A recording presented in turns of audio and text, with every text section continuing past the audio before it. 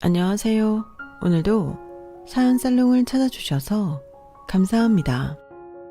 저는 30대 후반에 결혼 6년 차가 된 주부입니다. 결혼 전에는 제 일에 몰두하며 지냈고 결혼이 꼭 삶에 있어서 필수라고 생각한 적은 없었어요. 연애를 할 만한 사람이 나타나면 연애하고 헤어지는 게 전부였죠. 몇 번 그렇게 연애와 이별을 반복하고 나니 타인에게 감정을 소모하는 것도 참 힘든 일이라는 생각이 들더라고요. 연애도 이런데 결혼은 더 하겠다 싶어 차마 엄두조차 나지 않았어요. 그런데 20대 끝자락 친구를 따라 들어간 커피 동호회에서 지금의 남편을 만나면서 제 운명이 바뀌었죠. 그날 남편과 처음 대화를 나누던 생각이 아직도 기억이 나요. 안녕하세요. 처음 뵙는 분이시네요. 커피 좋아하세요?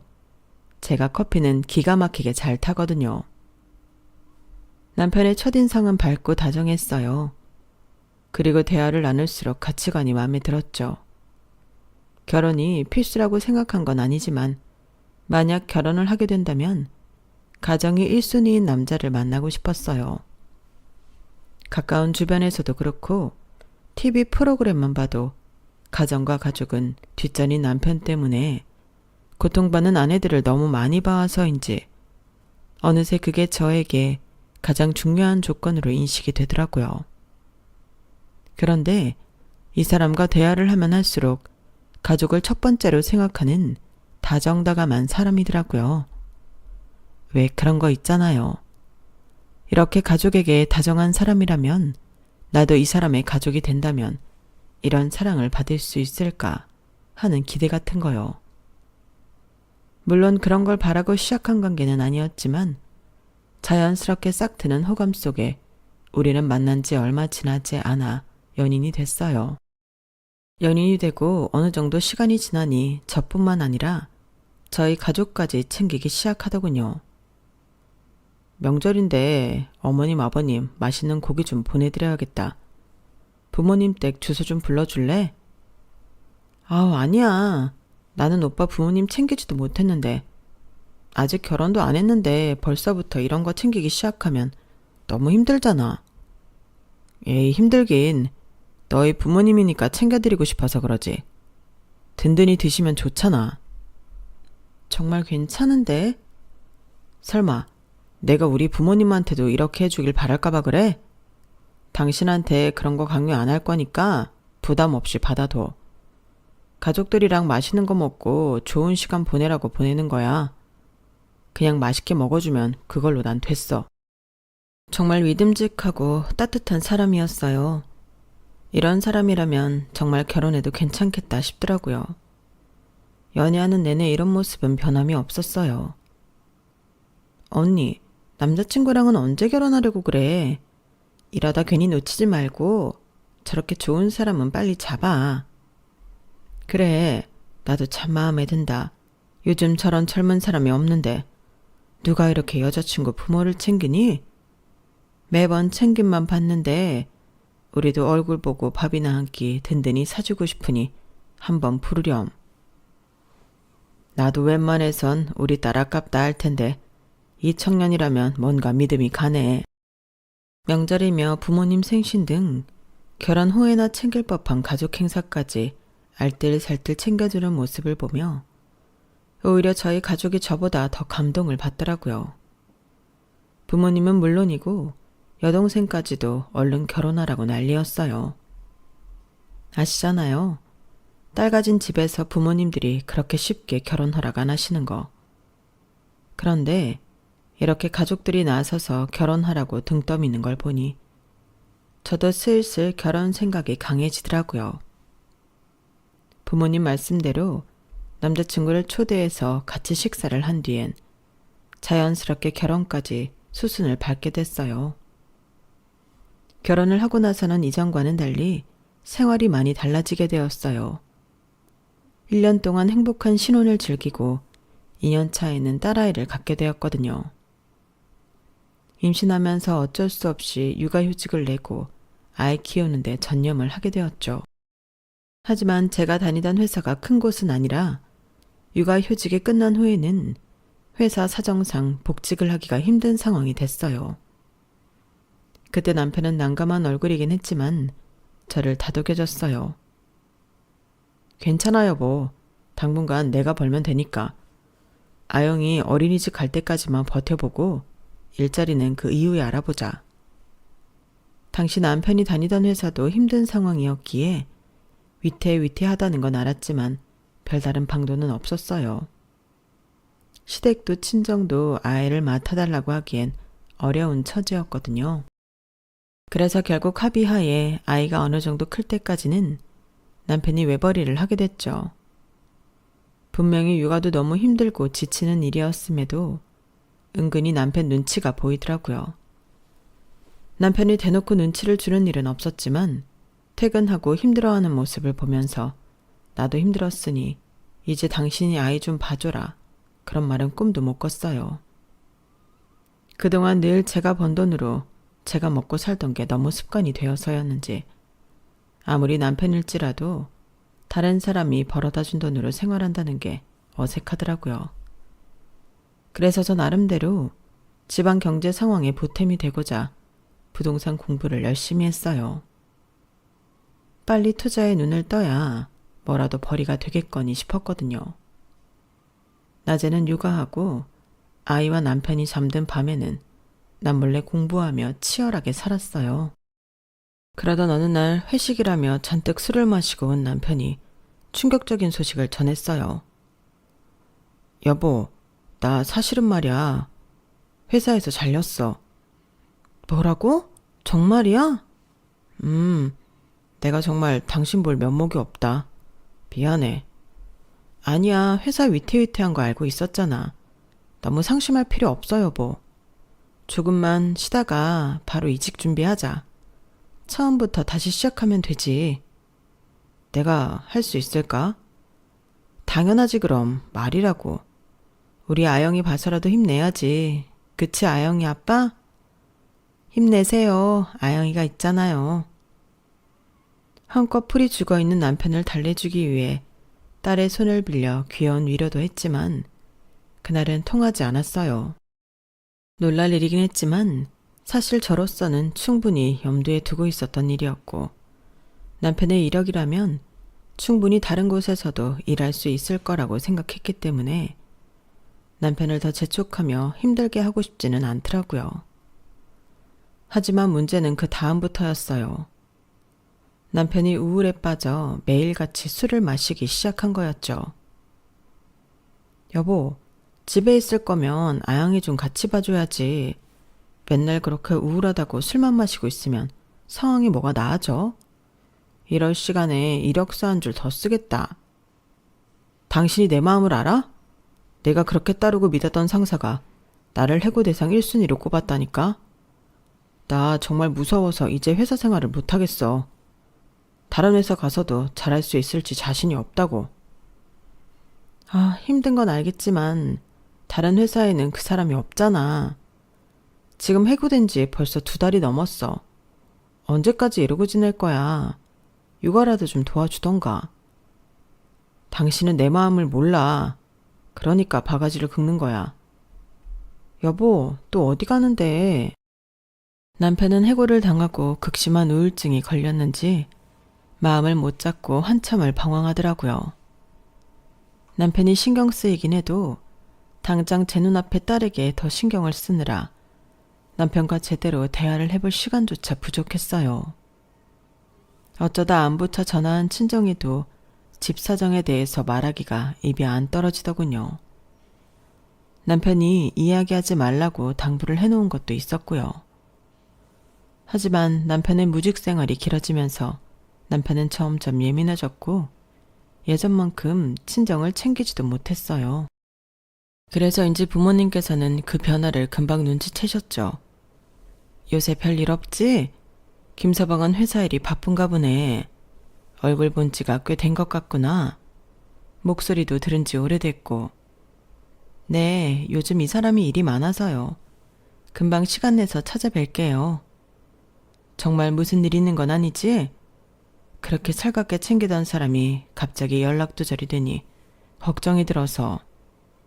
네, 별일은요. 저희도 애 키우고 벌어먹고 살려니 좀 여유가 없어서 그래요. 이해해 주세요.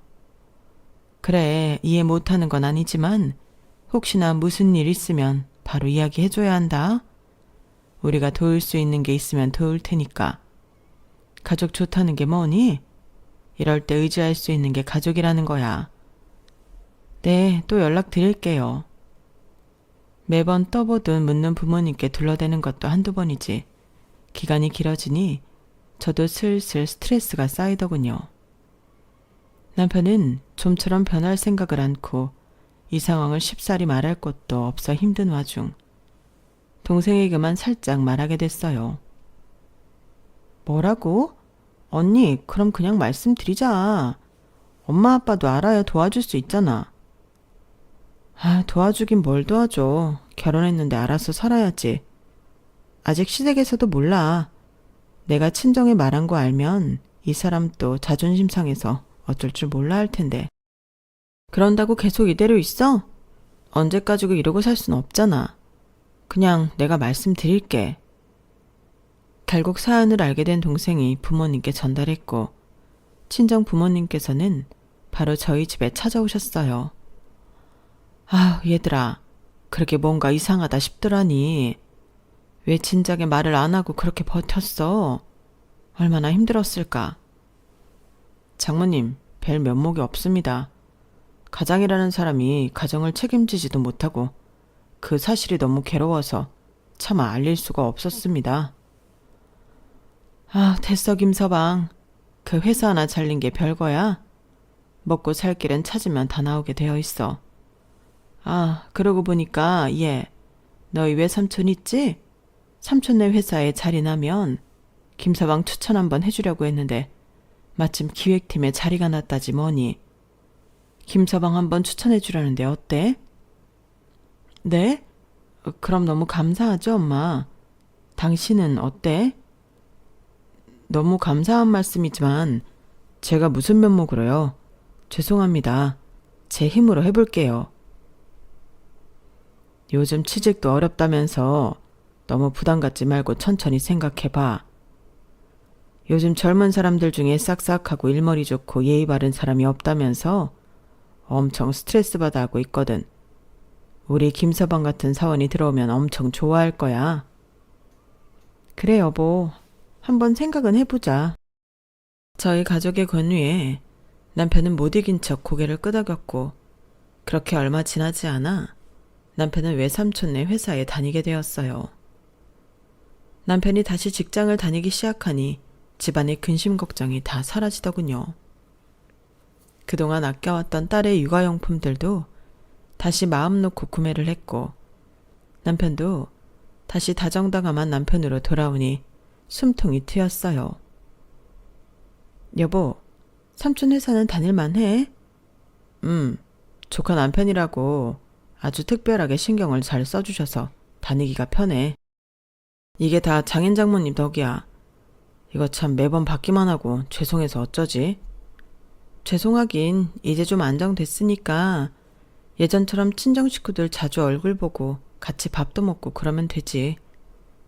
그래, 그러자.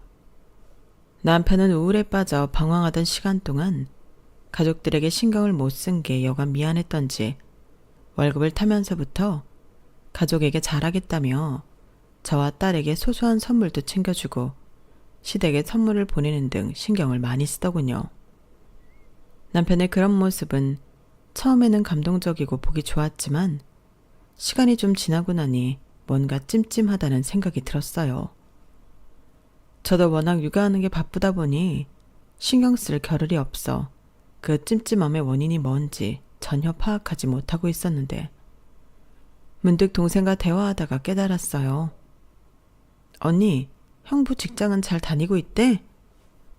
좋다던데 외삼촌이 신경 많이 써주시나 봐.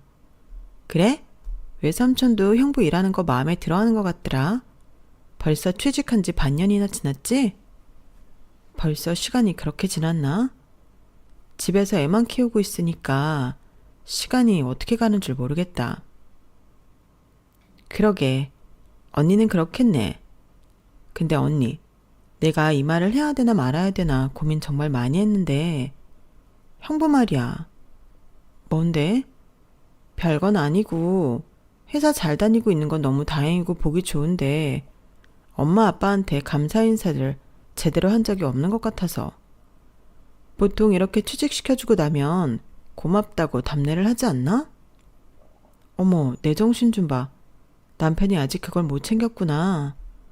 언니가 챙길 건 아니지. 언니가 취직한 것도 아닌데. 나도 가족끼리 치사하게 이런 거 굳이 안 짚고 넘어가려고 했는데 얼마 전에 형부가 외삼촌한테는 크게 선물 한번 했나 봐. 그거 듣고 엄마 아빠가 내심 서운해하는 것 같아서 괜히 가족끼리 마음 상할 일 만드는 것보다야 서로 마음 표현하면 좋잖아. 당연하지. 남편이 그걸 왜 못 챙겼지? 그럴 사람이 아닌데. 우리도 그럴 사람이 아닌 거 아니까. 그동안 별말 안 하고 있었는데 외삼촌만 챙겨준 건 좀 그렇긴 한 것 같아서 언니가 형부한테 잘 전달 좀 해줘. 그래, 그럴게. 문득 동생 말을 듣고 보니 남편이 친정에는 제대로 감사를 표현한 적이 없다는 생각이 들었어요. 시댁에도 꼬박꼬박 선물을 보내고 저와 딸에게도 너무 잘하는 남편이었지만 생각해보니 친정에는 이렇다 할 게 없더라고요. 물론 말로는 고맙다는 말을 많이 했었지만 그거랑 인사를 따로 드리는 건 엄연히 다른 문제잖아요. 그래서 남편에게 이야기를 했죠. 여보, 그런데 이제 어느 정도 우리 안정됐으니까 엄마 아빠한테 감사 인사 표시는 해야 하지 않을까? 나 했는데? 얼마 전에 사장님한테 위스키랑 명품 구두 한 켤레 선물로 드렸어. 그건 왜 삼촌한테 한 거고 우리 부모님한테는 아직 뭐 안 했잖아. 여보, 이렇게 했으면 됐지. 장인 장모님한테 또 하라고? 곧 있으면 명절인데 맛있는 거 사다 드리면 되지. 응? 소개시켜준 건 우리 엄마잖아.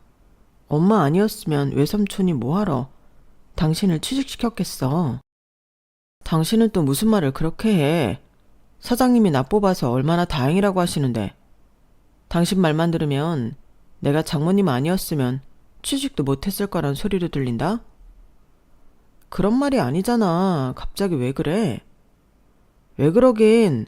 나 힘들었던 건 누구보다 당신이 제일 잘 알면서 꼭 그렇게 나를 낮춰야 속이 시원하겠어? 그게 아니라 입장 바꿔서 생각해봐. 외삼촌한테는 그렇게 하고 우리 부모님한테는 아무것도 없으면 무슨 생각을 하시겠어? 내가 뭐 큰 거 하자는 게 아니라 그냥 감사 표시만 좀 하자는 거야. 아, 이거 뭐 배보다 배꼽이 더 크네. 알았어. 근데 당장은 못해. 최근에 사장님한테 쓴 돈이 커서 다음 달 월급 나올 때까지 좀 기다려봐.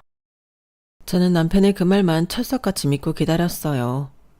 누구보다 가족을 생각하는 사람이니 당연히 친정도 잘 챙겨줄 거라 믿었거든요. 그런데 육아를 하며 다시 한번 제가 깜빡한 사이 약속했던 한 달이 훌쩍 지나가 있었어요. 여보, 이번 달엔 엄마 아빠께 인사드리자. 지난달에 하기로 한 거 둘 다 정신이 없어서 잊어버렸네. 아, 알지. 근데 이번 달은 좀 어렵겠다. 우리 어머니 생신인 거 알면서 그래. 다음 달 장모님 생신에 겸해서 인사드리면 되잖아. 그 말에 살짝 답답했지만 싸우기 싫어서 그냥 넘어갔어요. 지금 생각해보면 그때부터 바로 잡았어야 했는데 싶더라고요. 남편은 어머니 생신이 되자 초호화 호텔 레스토랑을 예약했어요. 이 정도는 해야지. 엄마가 이런 데 한번 와보고 싶다고 하셨거든. 거기에 더해 명품백까지 준비한 걸 보곤 솔직히 조금 마음이 상했어요. 물론 시댁을 챙기는 건 좋은 일이지만 남편의 벌이를 생각하면 너무 과한 선물이 아닌가 싶었거든요. 그래도 다음 달에 친정엄마 생신도 있고 집에 제대로 인사를 한다고 했으니 넘어갔어요. 남편이 친정도 신경 쓰고 있을 거라고 믿고 싶었거든요. 하지만 마음 한구석엔 살짝 불안함이 남았어요. 남편이 시댁에 보이는 그 열정과 정성을 과연 친정에도 보여줄까 하는 생각이 들더라고요. 시간은 빠르게 지나 친정엄마 생신이 다가왔어요. 저는 남편이 그동안 미뤄온 감사 인사를 겸해서 뭔가 특별하게 준비할 거라 기대했죠. 그런데 남편은 시어머니 생신 때와 거의 똑같이 준비하더라고요. 비슷한 가격의 고급 레스토랑, 그리고 비슷한 가격대의 명품백. 분명 큰 정성이 들어간 선물이었지만 시어머니 생신과 감사 인사를 겸한 친정엄마 생신이 똑같이 준비된 게 왠지 모르게 마음에 걸렸어요. 생신날 친정엄마는 너무 감격하셨어요. 어머, 우리 사위가 취직하더니 이런 선물을 다 해주네. 나는 가방 막 들고 다니니까 이런 건 필요 없는데 이거 아까워서 어떻게 들고 다니지? 벌자마자 다 쓰게 만드네. 미안해서 어쩌나? 장모님, 저 취직시켜주셨는데 이 정도 보답은 당연히 해야죠. 생신도 너무 축하드립니다. 여동생도 한마디 거들었어요. 와, 가방 진짜 너무 예뻐요, 형부. 취직시켜주길 정말 잘했다. 아버지도 레스토랑 음식을 맛보시며 기뻐하셨죠. 사위 덕분에 이렇게 좋은 곳에서 가족끼리 밥도 먹고 고맙다. 가족 모두 남편이 그동안 미뤘던 감사 인사를 한 거라 생각했고 분위기도 아주 좋았어요. 그런데 저는 어딘가 찝찝한 기분을 떨칠 수 없었어요. 결국 집으로 돌아오는 길에 살짝 조심스럽게 물었어요. 여보, 오늘 선물 준비한 게 인사 겸 한 거지? 그럼 여기서도 뭘 해야 해? 내가 오늘 얼마를 썼는데. 그 말에 순간 당황했지만 속내를 숨기고 다시 물었어요. 그게 아니라 어머님이랑 너무 똑같이 준비했길래 나는 겸사겸사 한다고 해서 조금 다르게 준비할 줄 알았어. 내가 준비할 수 있는 최선으로 준비했는데 더 이상 뭘 어떻게 하란 거야. 우리 어머니야 어릴 때 워낙 형편이 안 좋아 힘들게 날 키우셔서 평생 이런 데 한번 못 가봐서 해드린 거고 너희 집은 우리 집보다 여유 있잖아. 이 정도면 충분하지 않아? 게다가 내가 외삼촌한테도 얼마나 잘해드렸는데 더 이상 너희 집에 뭘 더 잘하는 거야? 당신 욕심대로 잘해드렸다간 내 허리가 휘겠다. 그 말을 듣고 순간 아무 말도 할 수 없었어요. 남편의 생각이 틀린 건 아니었지만 듣고 보니 제가 너무 많은 걸 기대한 걸까 싶기도 했거든요. 그땐 몇 달 연속으로 큰 지출을 한 터라 저도 여유가 없다고 생각을 해서 넘어갔지만 남편이 시댁과 친정을 명백히 차별하기 시작했다는 걸 깨닫게 된 사건이 있었어요. 그 해에는 연휴가 꽤 길었어요. 좀처럼 얻기 힘든 긴 휴일이다 보니 이제 막 잘 걷기 시작한 딸과 처음으로 해외여행을 가고 싶더라고요. 그래서 신혼여행 때 가려다 못 간 이탈리아로 여행 계획을 세웠어요. 저희 가족 첫 해외여행이었고 그동안 고생했던 저희 부부에게도 작은 보상이었어요. 대신 명절에 시댁과 친정을 방문하지 못하게 되니 미리 양가 부모님께 양해를 구했어요. 엄마, 아빠, 이번 명절엔 못 가지만 그 전에 시간 내서 같이 식사해요. 이때가 아니면 또 한참 여행은 못 갈 것 같아서요. 그러렴. 휴가 내기도 어려운데 이럴 때 해외여행 다녀와야지. 장모님, 장인어른, 필요하신 거나 갖고 싶은 거 있으시면 말씀하세요. 선물로 사올게요. 아유, 필요하긴 뭘. 그냥 건강하게 재밌게 잘 다녀오고 사진이나 자주 보내주렴. 그래도 거기까지 가는데 모시고 가지 못할 망정 어떻게 빈손으로 오겠어요. 편안하게 말씀해주세요. 그날은 어쩐지 남편이 먼저 저희 부모님을 챙기기에 참 고마운 마음이 들었어요. 그동안 제가 남편을 의심하고 못 믿었나 반성하는 마음도 들었고요. 남편의 착한 재촉에 부모님은 한참 고민하시다가 말씀하셨어요. 이탈리아에 땡땡 커피가 유명하지 않니? 내가 그 커피를 참 좋아하는데 한국에선 비싸서 잘 먹지를 못해서 본토에서 사면 좀 저렴하지 않을까? 아유, 선물인데 무슨 가격을 신경 쓰세요? 한국에서 질릴 때까지 드실 수 있게 많이 사다 드릴게요. 우리 사위가 이렇게 싹싹하다니까. 사다 주면 잘 먹을게. 고마워, 김서방. 남편이 먼저 저희 집을 신경 써주는 게 고마워서 시댁에 가서는 제가 먼저 시부모님께 여쭤봤어요. 어머님, 아버님, 여행 가서 선물 좀 사올까 하는데 필요하신 거 있으세요?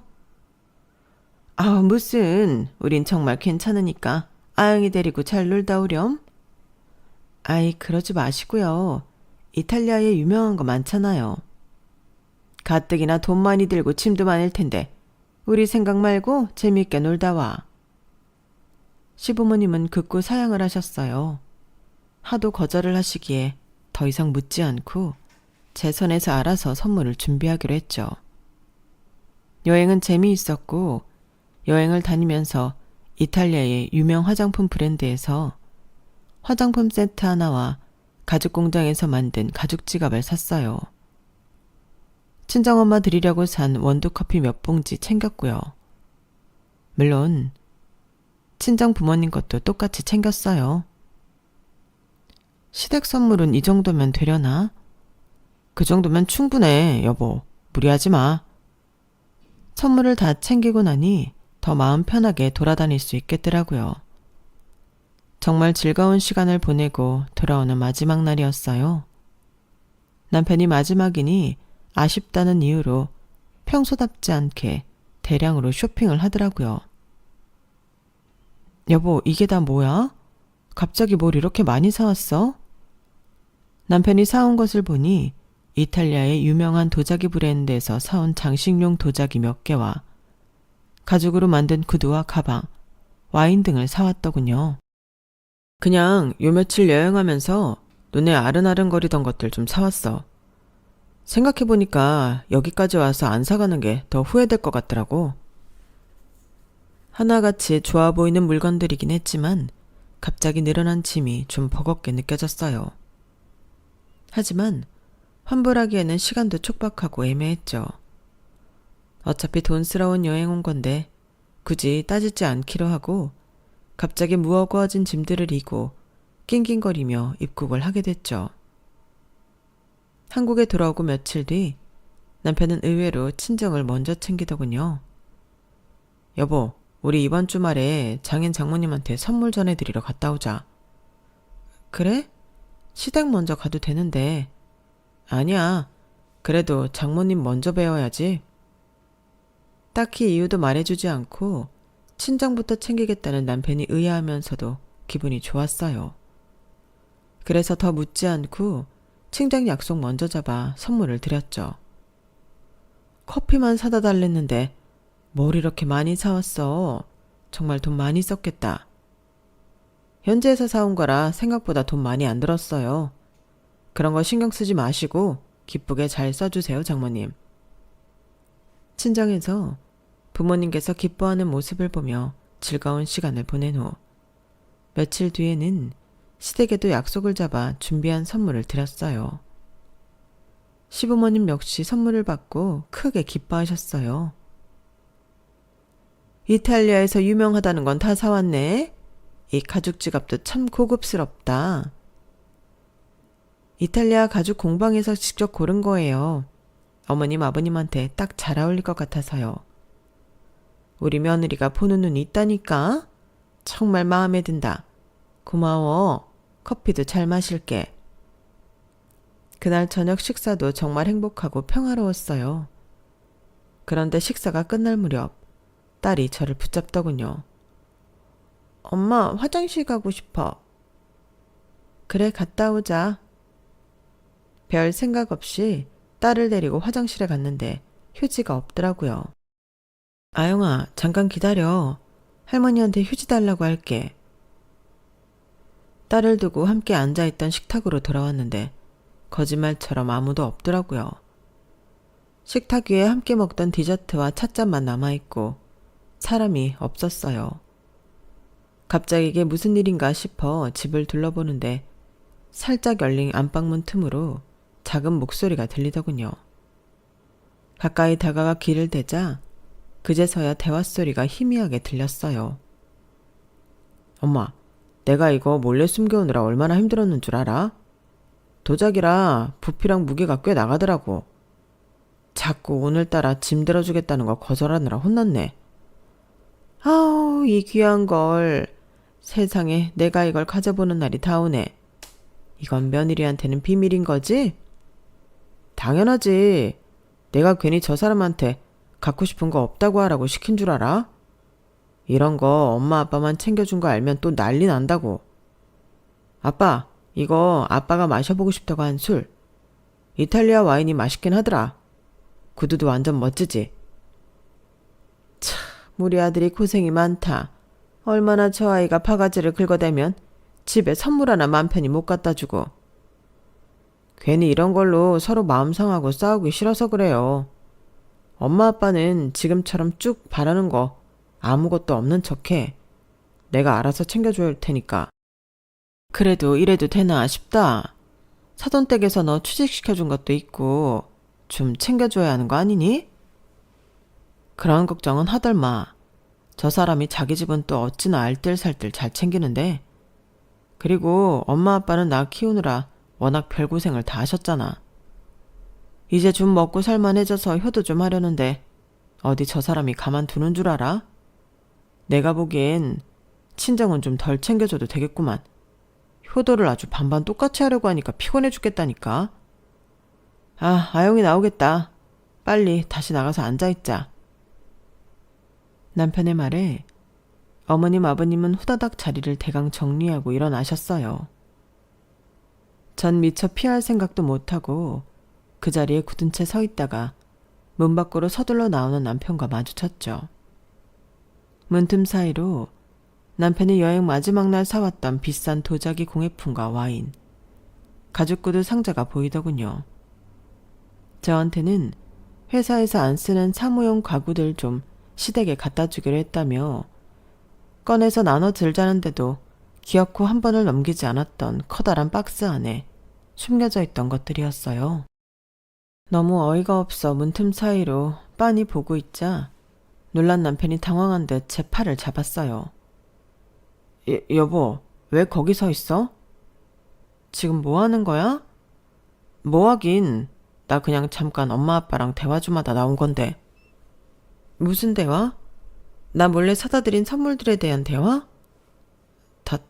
다 들었어? 그래, 다 들었다. 당신 어떻게 나한테, 아니 우리 집 식구들한테 이렇게까지 해? 좀 그만하자. 내가 오죽했으면 이러겠어. 뭐라고? 내가 언제 당신네 집 안 챙긴 적 있어?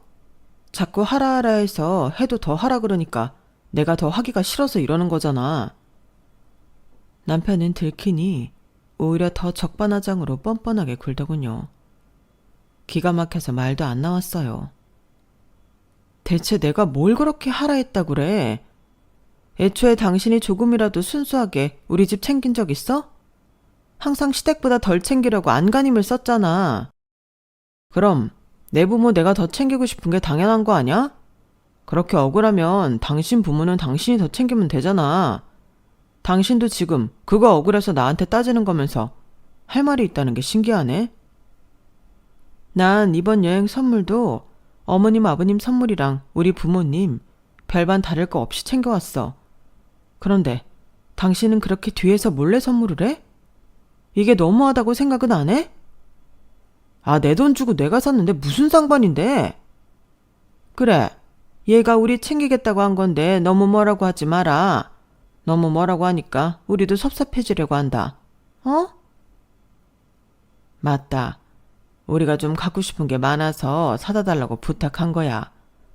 얘가 그래도 아내라고 눈치 보겠다는데 우리가 뭐 어떡하니? 뒤에 몰래 말하는 수밖에. 어머님 아버님까지 껴들어서 편을 드니 정말 미칠 노릇이더군요. 어머님 아버님한테 뭐라고 하는 게 아니에요. 저는 항상 시댁에 똑같이 해드리려고 노력하는데 저 사람이 자꾸만 친정이란 시댁을 은근히 차별하려고 하니까 속이 상해서 그래요. 그럼 자기 부모를 챙기는 거지. 뭘 이런 거 가지고 소란이야. 우리 좀 더 챙겨주는 게 그렇게 눈꼴 시렵니? 아니 어머님 그런 뜻이 아니잖아요. 어머님 아버님 입장에선 당연히 이해가 안 가시는 거 이해해요. 하지만 이때다 싶어 남편이 으스대는 게 정말 꼴보기 싫더군요. 당신이 자꾸 차별 하는데 아무래도 차별이 뭔지 모르는 것 같은데 진짜 차별을 당해봐야 그동안 당한 게 차별이 아니라고 생각하지. 뭐? 그러기만 해. 그럼 나 정말 당신이랑 끝이야. 돌아오는 차 안에서도 남편과 한참을 싸웠지만 답이 나지 않더라고요. 이미 남편이 시댁과 친정을 차별하는 일이 가슴에 많이 쌓여있던 터라 이번 일은 정말 그냥 못 넘어가겠더라고요. 그래서 제대로 경고를 했죠. 하지만 남편은 귓등으로 듣지 않았고 결국은 제가 폭발할 일을 만들었어요. 시어머니와 친정어머니가 연세가 같으셔서 환갑도 같은 해에 찾아왔어요. 시어머니 환갑은 본인이 준비하겠다길래 저도 친정엄마 환갑은 저와 여동생이 알아서 준비하기로 했어요. 남편에게 맡겼다간 본전도 못 찾을 게 뻔하니 괜한 기대를 했다가 좋은 날 기분 망치느니 남편은 빼버리는 게 마음 편하더라고요. 장소는 각자 정하기로 하고 서로 부모님 선물만 성의껏 챙기기로 했어요. 저 여동생은 진즉에 예약하기 하늘의 별 따기인 모 유명 셰프의 식당을 예약해두었고 케이크도 주문 제작 걸어두었어요. 남편도 알아서 시부모님과 이야기해서 어떻게 할지 정하는 것 같더라고요. 그런데 시어머니 환갑 2주 전 남편이 갑자기 저에게 묻더군요. 맞다 여보, 우리 엄마 환갑 주말에 앞뒤로 뭐 없지? 어머니 환갑인데 뭐가 있어? 그치? 우리 그때 일본 가기로 했으니까 준비해둬. 일본? 갑자기 무슨 일본이야? 엄마가 환갑 선물로 다 같이 가족여행 가고 싶다고 하셔서 비행기랑 숙소 다 끊어놨어. 뭐라고? 그걸 왜 지금 말해? 2주 전인데 지금 말하면 되지. 그럼 언제 말해? 그래도 한 달 전에 말해줘야 나도 일정을 비워놓지. 너무 갑작스럽잖아. 여행은 갑자기 떠나는 사람들도 있는데 무슨 한 달 전이야? 그리고 당신 어차피 주부인데 무슨 일정을 비워놔. 우리 엄마 환갑인데 뭐 어디 약속이라도 잡으려고 했어? 안 되는 일정이 생겼을 수도 있지. 진짜 해도 너무한다. 당신. 난 여행 가는 줄도 몰랐어. 좋은 데서 식사나 할 줄 알았지. 식사는 장모님 생신 때 하잖아. 좀 색다른 거 해야지. 언제까지 밥만 먹을 거야? 아무튼 난 미리 말했다. 준비해. 통보식의 일정에 기분 나쁘고 어이가 없었어요. 게다가 애까지 데리고 시댁과의 해외여행이라니 생각만으로도 머리가 아프더라고요. 경비도 만만찮게 깨질 것 같은데 가기 전부터 걱정스러운 일 뿐이었어요. 여행은 정말 힘들었어요. 남편은 환갑여행이라고 준비한 건 패키지가 아니라 자유여행이더군요. 어린 딸과 나이든 시부모님을 모시고 자유여행을 한다는 게 결코 쉬운 일이 아니더라고요. 평소 계획형이 아닌 남편을 따라다니다 보니 변수도 너무 많고 여간 고생스러운 게 아니었어요. 와중에 저는 시부모님 비위도 맞춰야 하니 피로감이 2배였죠. 하지만 시어머니의 환갑이니만큼 어머님을 기분 좋게 해드리기 위해 최선을 다했어요. 여행을 다녀와서 2주간 드러누워 앓을 정도로 제게는 즐거움보다는 피곤한 여행이었어요. 사실 여행 경비가 상당히 깨졌을 걸 생각하면 추가로 선물을 드리지 않아도 되겠다는 생각이 들긴 했지만 선물을 따로 챙기지 않았다간 남편이 또 입을 싹 닫고 뻔뻔하게 나올 걸 생각하니 뭐라도 해드리긴 해야겠더라고요. 연세가 있으시니 아무래도 면역력에 좋은 건강식품이 좋을 것 같아 녹용과 함께 백화점 상품권을 챙겨드렸어요. 어머님께서는 매우 만족하며 고마워하셨고 남편도 흐뭇해 하더군요. 그렇게 시댁 환갑은 무사히 넘어갔어요. 문제는 친정이었죠. 친정에 갈 때 꽤 크기가 큰 선물 박스를 챙기길래 뭔지 내심 궁금했지만 묻지는 못했어요. 제가 준비한 걸 봤으니 어련히 알아서 괜찮은 선물로 준비했겠거니 싶었거든요. 식사가 무르익었을 때쯤 케이크 초를 불고 선물을 드리는 시간이 왔어요. 장모님, 환갑 축하드립니다. 건강하세요. 아우, 고마워 김서방. 선물 풀어보세요. 어머님이 좋아하시는 걸로 특별히 준비했어요. 포장이 예쁘게 안 해서 뭔지 되게 궁금하네. 형부 센스 좀 볼까?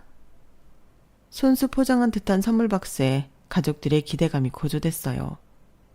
엄마께서 설레는 얼굴로 리본을 푸시는데 그런 얼굴을 너무 오랜만에 봐서 제가 다 기분이 좋더라고요. 그런데 리본이 풀리고 포장지가 벗겨지는 순간 저희 가족의 얼굴이 싸늘하게 굳었어요. 그 안에 들어있던 건 믹스커피 200봉지가 들어있는 커피 박스였어요. 여보, 이게 뭐야? 지금 장난치는 거지? 침묵 속에 제가 겨우 입을 떼자 남편이 뭔가 재미있는지 웃더라고요. 장난은 무슨, 이게 다 뜻이 있는 건데. 뜻? 무슨 뜻? 장모님이 커피를 입에 달고 사시잖아. 그래서 내가 장모님 커피 취향을 살펴봤지. 그런데 우리가 이탈리아에서 사온 고급 커피는 잘 안 드시고 맨날 달달한 믹스커피만 드시더라고. 그것도 맨날 드시려면 은근 돈 드는데 맘껏 드시라고 특별히 200개짜리 대용량으로 준비했어. 어떠세요, 장모님? 거의 1년 동안 드실 수 있는 양이에요. 당신, 내가 어머님께 어떻게 해드렸는데 정말 양심이란 게 있기는 해? 뭐, 녹용? 그거 며칠이나 드실 수 있다고. 차라리 이렇게 식후에 입 심심하실 때 매일 드실 수 있는 걸로 드리는 게 낫지. 그래? 그럼 나도 어머님한테 믹스커피 선물해 드려도 돼? 미안한데 우리 엄마는 믹스커피 안 드셔. 내가 특별히 장모님 취향으로 사온 거라니까. 맞다. 말이 나와서 말인데 저희가 사온 이탈리아 커피 안 드실 거면 저희 주세요. 그러다 유통기한 끝나겠어요. 세상에, 내가 정말 기가 막혀서. 김서방, 사람 이렇게 안 봤는데 지금 뭐 하자는 거야? 어? 이거밖에 안 되는 사람이었나? 김서방, 자네 지금 우리랑 장난하나? 다 죽어가던 걸 취직시켜 살려놨더니 환갑에 믹스커피? 내 자네처럼 몰상식한 인간은 처음 보네. 그러니까 형부 진짜 미쳤어요? 요즘 언니랑 사이 안 좋다는 건 알았지만 우리 엄마가 뭘 잘못했다고. 형부가 진짜 다른 사람도 아니고 우리 엄마한텐 이러면 안 되지. 미안한데 처제, 장모님이 취직시켜준 건 감사하지만 거길 버티고 있는 건 내 능력이야. 내가 회사에 도움 안 되는 사람일 것 같으면 애초에 장모님이 소개도 안 해주셨겠지. 인정하긴 싫겠지만 내가 꽤 신임받는 직원이거든. 뭐 저런 인간이 다 있어? 내가 사람을 잘못 봐도 아주 단단히 잘못 봤네. 당신, 내가 분명히 경고했지? 정말 이렇게 대놓고 나오면 우린 끝이라고. 나도 더 이상은 못 참아. 이혼해. 머리 끝까지 화가 나 홧김에 저지른 말 같아 보였겠지만 사실은 꽤 오래전부터 이혼을 준비하고 있었어요. 결혼 생활 중 틈틈이 했던 부동산 공부로 자산을 축적해오고 있었거든요. 월세 수익으로도 충분히 저와 딸 생활비는 가능한 수준으로 만들어뒀거든요. 이러려고 만들어둔 자산은 아니었는데 좀 씁쓸하긴 했지만 덕분에 당장 남편의 경제력에 기대지 않아도 되었기에 이혼을 해도 큰 걱정은 없었어요. 남편은 제가 하는 일에는 늘 관심이 없었기 때문에 본격적으로 이혼 얘기가 오가면서야 그런 자산을 갖고 있었다는 사실을 알게 됐어요.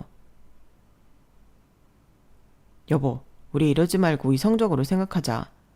우리 아영이 아빠 없는 딸로 키우려고 그래? 당신 같은 아빠는 없는 게 나아. 왜 이제 와서 이런 재산이 있다니까 생각이 달라지려 해? 꿈 깨. 남편은 제가 어느 정도 재산을 읽어놓은 걸 알자 마음이 흔들리는 듯 하더군요.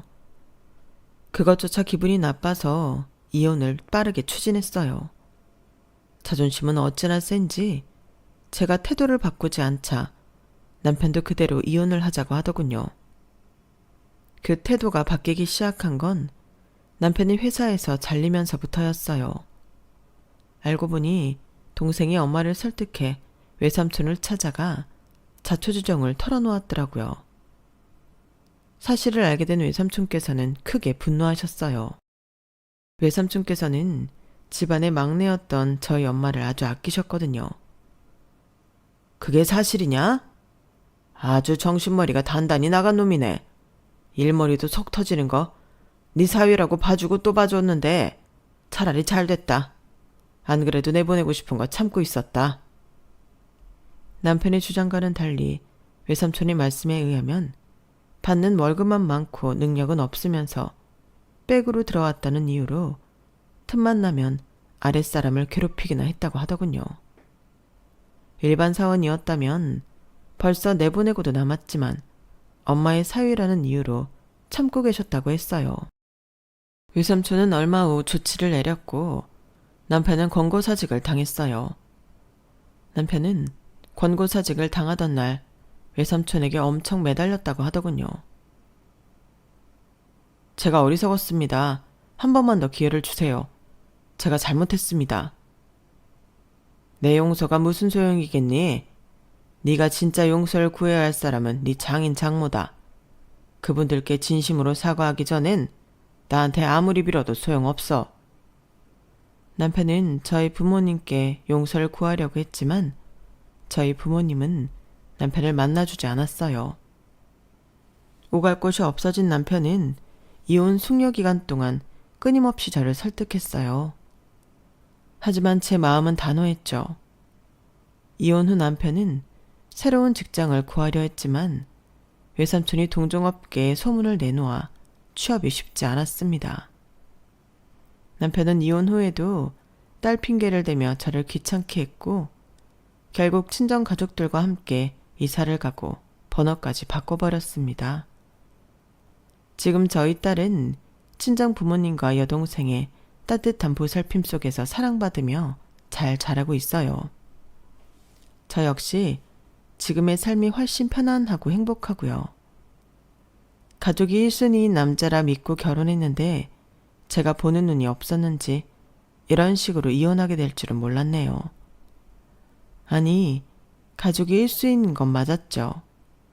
다만 그 가족에 저희 친정 식구들은 없었을 뿐이었어요. 친정 식구들까지 가족으로 생각해 주길 바란 건 제 욕심이었을까요?